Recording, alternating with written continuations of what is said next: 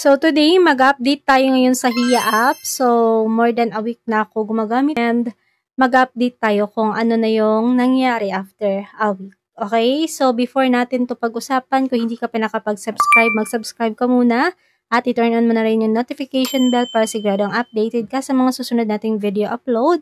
And huwag nyo rin po palang kalimutan na i-like itong ating video.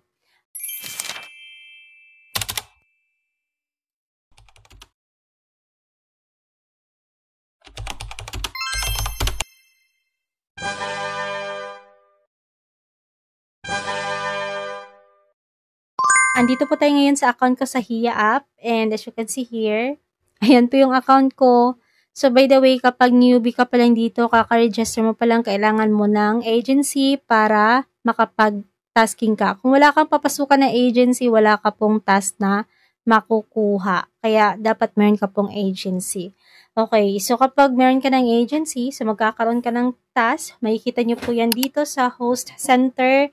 Ayan po yung task natin as of the moment kasi tapos na tayo sa pagiging newbie natin. So ito na lang po yung task ko.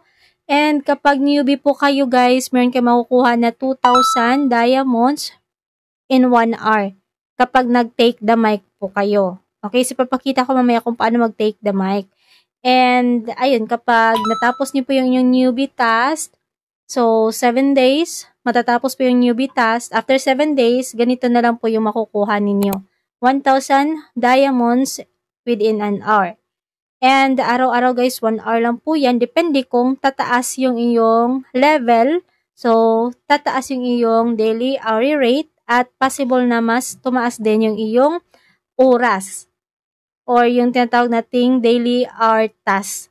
So, pwede rin po yung magbago. Okay, and then kapag newbie ka, meron kang pwedeng gawin na additional task, pero kapag gusto mo siyang gawin, kailangan mong mag-spend or kailangan mong mag-deposit ng coins para magkaroon ka ng dagdag na task. So, ayan po yung dagdag na task for newbie kapag nag-deposit kayo dito ng coins. Okay. So, ngayon, ito na nga po, after ko pong mag 7 days dito, so hindi na po ako newbie. So, 1,000 diamonds per hour na lang po yung makukuha ko and araw-araw, 1 hour lang po iyan. So, wala po tayong ibang task dito guys. Ito lang talaga. Kung gusto mong kumita pa, so kailangan mag-take the mic ka and hopefully meron tayong ma-receive na mga gift para madagdagan yung ating kita, no? So, yan lang po yung gagawin natin dito.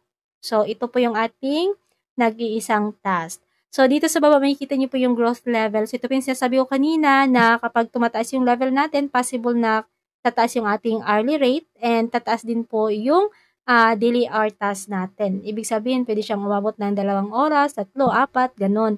So, makikita nyo po dito sa level L. So, meron tayong makukuha dito na 1,000 diamonds. And then, maximum daily hour, 1 hour lang po siya in a day. And then, kapag nag-level key tayo, so, kung gusto nyo tumaas yung level, so, kailangan nyo talagang sipagan na makareceive kayo ng mga gift. Kasi nagdedepende yung pagtaas ng ating level sa kung magkano yung mga na-earn natin na diamonds within 7 days. So, halimbawa, kumita ka ng 30,000 diamonds within 7 days, so, magiging level key na yung iyong level, no? So, magkakaroon ka na ng 1,500 diamonds reward within 1 hour. So, maximum daily hour mo is 1 hour lang din. And kapag nag-level J ka, so, ibig sabihin, kumita ka ng 60,000 diamonds within 7 days. So, yung magiging hourly reward mo is 4,000 diamonds. And maximum daily hour, 1 hour in a day. So, kapag nag-level H ka, so, ibig sabihin, kumita ka ng 600,000 diamonds. So, magkakaroon ka ng hourly reward na 10,000 diamonds per hour. And 2 hours po yung task mo per day. And yung level G, so kumita ka dapat dito ng 1.8 million in 7 days. So magkakaroon ka ng hourly reward na 18,000 diamonds per hour and 3 hours na po yung iyong task per day. So, habang pataas ng pataas, guys, yung kinikita mo sa loob ng isang linggo, tumataas po yung iyong level, kaya tumataas po yung iyong hourly reward, at tumataas din po yung iyong maximum daily hour. So, tingnan nyo na lang dito, guys, sa baba yung growth level para masundan nyo yung per level na pwede nating gawin para tumaas po yung ating mga rewards, okay? Yung ating hourly rewards. And ngayon naman po, meron po silang bago din. So, dati, dito po sa wallet natin, so dati wala pa po ditong way para makapag-deposit tayo ng coins, makabili ng coins. Yung tanging way dati is pupunta ka dun sa mga coin seller. So, ngayon, pwede ka nang bumili dito mismo sa application. So, meron na sila ditong 8,999 coins na pwede mong ma-avail for 0.99 USD. Kung gusto mong bumili ng coins, itap mo lang po ito and magbabayad ka rin dito via GCash or Maya, no? So, ayan. So, ito yung bago rin. And kung gusto mo mag-payout, punta ka dito sa host center. Ayan, dito mo makikita yung iyong mga income. Ayan po yung ating income. So, minimum po dito para makapag-payout is 140,000 diamonds. So, pwede mo siyang i-payout via coin seller. Tap mo lang po yung coin seller. So, ayan po, 10 USD, 140,000 diamonds. So, pili ka lang kung saan coin seller mo siya i-trade or ika-cash out, no? So, before ka mag-cash out, guys, before ka pumindot dito sa coin seller na to, so, i-PM mo muna sila, okay? So, i-PM mo sila na magka-cash out ka. Alright? Huwag ka basta-basta dito, pumili kung saan ka magka-cash out sa mga coin seller na andi dito. Yung maganda, i-PM mo sila bago ka mag-cash out dito para malaman nila. Okay? And then, guys, dito, guys, back tayo. So, dito, meron silang official withdraw. So, meron tayong KYC na gagawin dito, no? Before tayo mag-self-withdraw. Pero kasi kapag nag-self-withdraw tayo, guys, mataas po yung minimum. Okay? Sobrang taas ng minimum kapag tayo dito. So, hindi pa ako nakapag-KYC, guys, and matatagalan pa tayo dyan kasi kunti pa lang talaga yung naipon ko dito na diamonds. So, ayun, kung gusto niyo makapag-payout ng at least 10 USD, so sa coin seller kayo mag-payout. Ayan po yung mga coin seller. Ayan. But, again, before kayo mag-payout, i-message mo muna sila bago ka mag-process.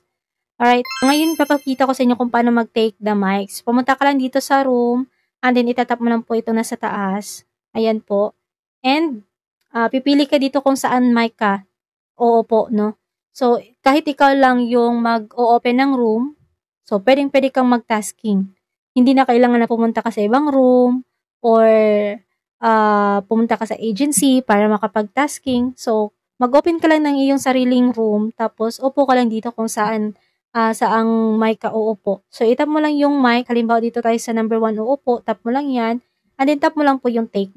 Ng 1 hour para magawa mo po yung iyong task at makuha mo yung 1,000 diamonds. Okay? So, after 1 hour, so, pwede ka mag-out. Itap mo itong nasa taas. Ayan, tap mo yan. And balik ka dito sa host center kung gusto mo makita kung nagawa mo na yung task mo. Then, tap mo lang yung task. So, ayan po.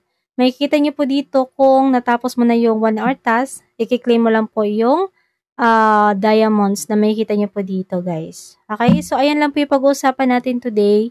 So, I hope na meron kayo na information dito sa shinare ko, and sa mga gusto pong i-try itong Sihia app, nasa pin comment po yung link. Okay? So, that's it for today. Again, maraming salamat and see you next time. Thank you for watching.